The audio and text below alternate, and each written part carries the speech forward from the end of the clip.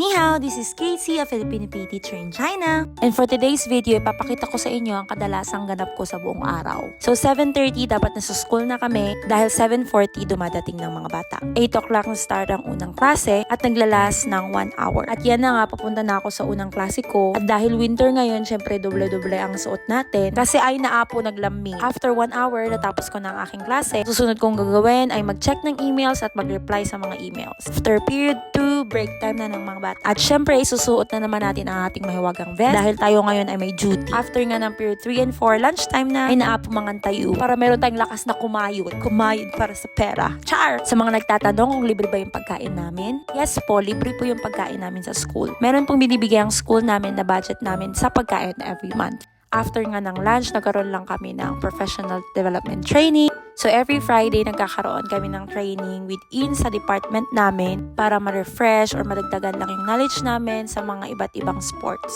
At yan na nga, natapos na ang aming training at uwian na. At after 8 hours natin na pakikibaka sa buhay, uuwi pa rin akong haggard. Sana all na lang talaga yung mga teacher na umuwi na fresh.